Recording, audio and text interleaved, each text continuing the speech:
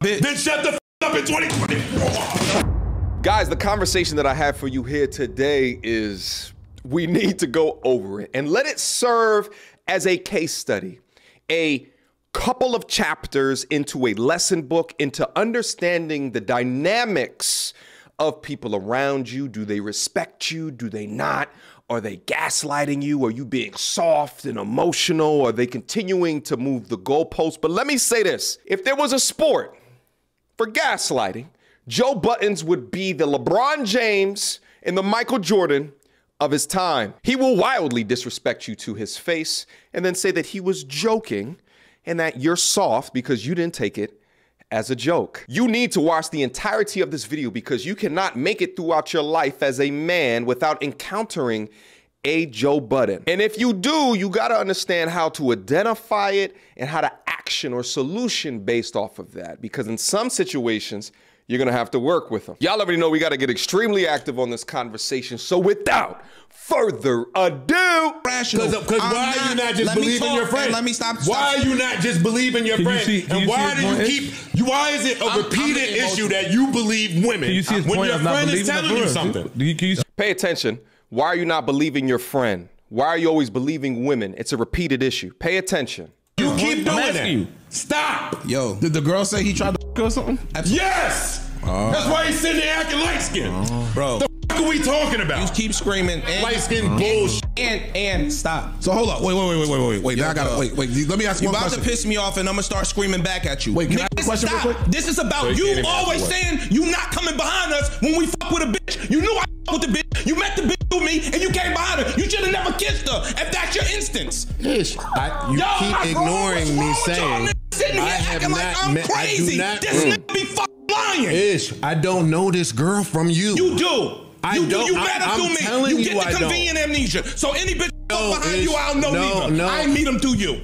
No, Ish, that's your bag. Easy that be? You like fuck behind niggas. You like fuck behind niggas. I like women. I don't even ask niggas. I like women. Yo, you fuck.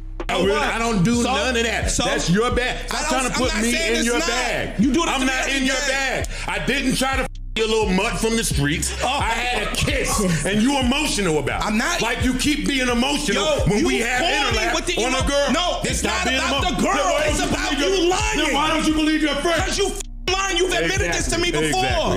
You changing your story for the pod. I rest my case. You changing your story to look innocent for the pod. We've had this conversation about this. I rest my case. JBP, where would you be without the JBP? Now, that's a soundbite that they played in order to try to break up the argument that was happening in real time. Joe saying that Ish is his friend, and then in the next couple of sentences saying, you like effing behind other ninjas is absolutely insane. It is wildly disrespectful, especially because of the working relationship, Joe being his boss, Ish being the employee, and doing it publicly for content. Even if you were that guy, let's say that it was the truth, right? Let's just say that Joe is not just saying some shit in order to sun him.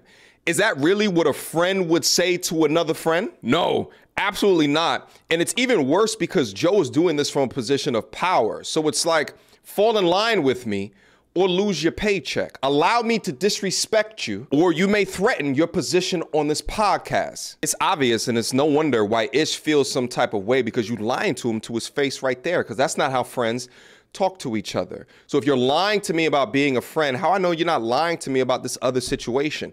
Plus, Joe Budden keeps asking him, why don't you believe me? Well, it's because you kissed the chick. Joe called her a mutt from the streets. Well, why are you kissing mutts from the streets, Joe? See, now you just gaslighting the man because she's a mutt now after you tried to kiss her and she didn't allow you inside of the box. And all of a sudden now she's for the streets. She's a mutt. She's nobody. But what you doing out here trying to kiss chicks that you also not trying to fuck? That doesn't make sense to me. The two obviously don't go hand in hand. That's why Ish senses deception, and that's why he's calling you out for not standing on business. If you're that type of guy, then be that type of guy, whether or not you are publicly on a podcast or in private with your friends. I don't even talk about shit on the pod. I rest my case. I totally rest my case. I don't even have these talks. I don't even have these type of talks with nobody but him. Bro, you brought this up, bro. Yes. So stop saying I don't have these talks and you bringing it up. It's funny to me until I know that you have true emotions behind this. You just screamed to the top of your lungs. And you didn't. You didn't let me finish. Joe did first. You screaming off mic. You still not letting me finish. You were screaming off mic, beating the tables and all that dumb shit. And then you try to make me look emotional for the pod. Bro, stop. I'm not done with my sentence. Stop. It was Joe screaming first, and then it was Joe calling him light-skinned for being soft. And now he's revising the history of the conversation to fit his narrative. Sometimes I feel like Joe Buttons forget that these conversations are recorded. Stop. You screaming to the top of your lungs that I shouldn't have kissed the girl, and you trying to say that you don't have emotions Joe, behind it. do I give a fuck about that girl? Then why'd you just say it? I'm asking you a question. I don't know. You do know. I don't know. Now this is where you get goofy. Nigga, you've known me for a long enough time to know I don't give a fuck about that girl. I don't know. You not do about give a fuck. You do know. Now you love I would hope that you don't. I'm asking Joseph Anthony Budden Jr. Does Antoine Murray give a fuck about that girl? I said I don't know. No, I'm saying no. You know I don't give a fuck. That's me. Girl. I know. He's lying. I'm just. No, he's if lying. in 2024, in these conversations, I want everybody to know on the world, these conversations don't be about a girl.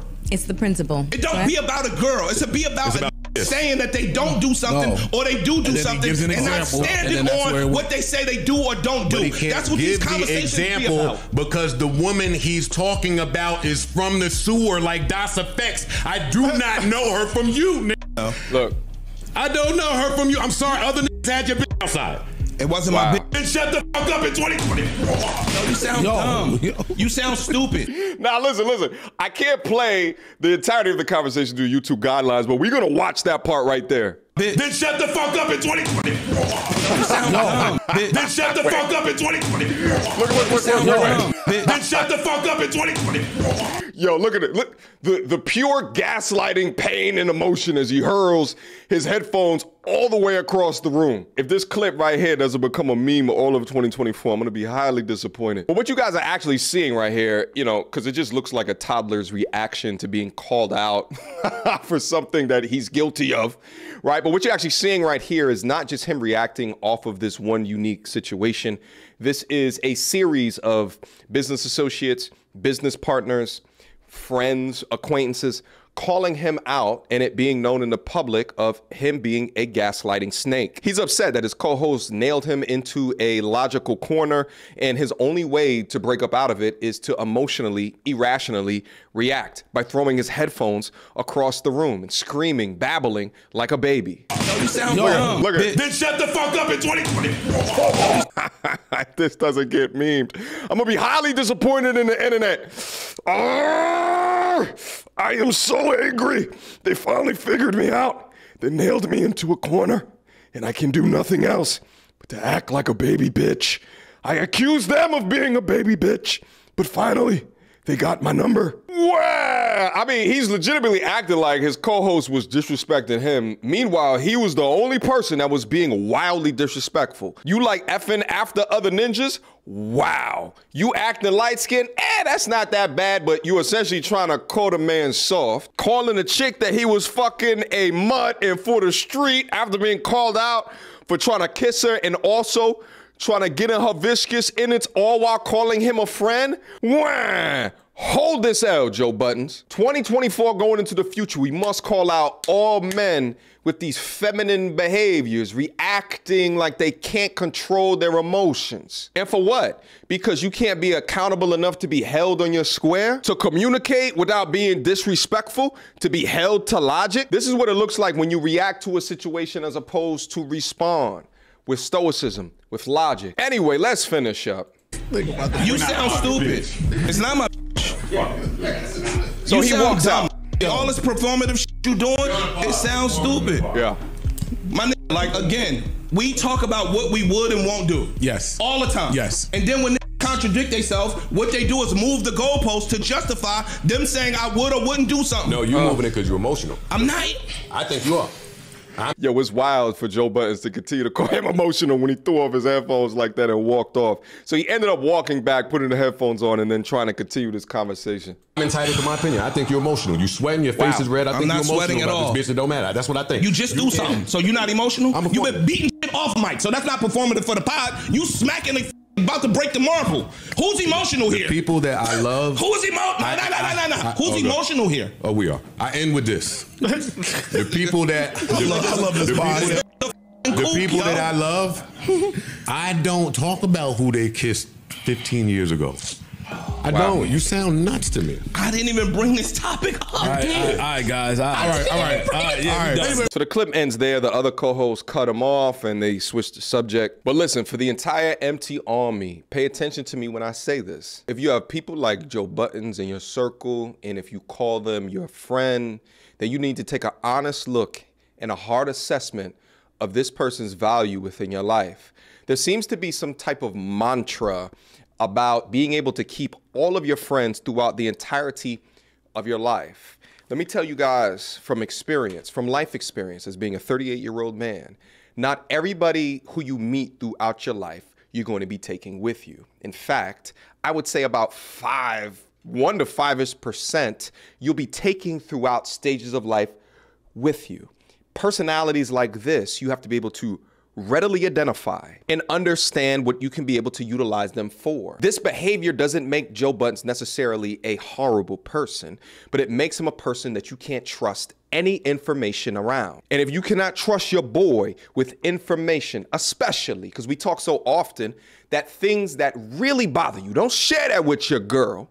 You share it with your father and your boys. If they utilize different techniques in order to try to be the winner in every single conversation, these are the same people that when you begin to have success, maybe even more success than them, they will stop at nothing to begin to try to pull you down from the heights that you have succeeded for, at least mentally. These are the type of dudes where you could go get some new clothes, or let's say you go get some new rims. I'm like, oh yeah, I like your little rims that you got over there. And you like, little? What's little about them? You just bought a new car. Oh, yeah, that whip's okay, but have you seen the da-da-da-da? Or you just started a YouTube channel. In other words, they're passive aggressive as opposed to being outwardly aggressive. The passive aggressiveness is much more of a feminine behavior. And passive aggressive men are some of the most dangerous men on this planet because they will throw you under the bus at a moment's notice. They'll dirty mac on your chick. Or if their character comes into question on a public forum, such as this one right here, they will stop at nothing to be the winner. All while calling you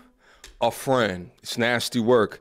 I think Joe Buttons needs to apologize to his co-hosts. I'll be really surprised if he does, but you know, accountability generally doesn't run in those type of behaviors. All right? Questions, comments, concerns? Y'all already know what to do. MediocreTourismReviews@gmail.com. Guys, what do you think about today's video? What do you think about the case study in question? Leave me your comments down below, and I'll see you guys soon. Until next time, YouTube. Peace!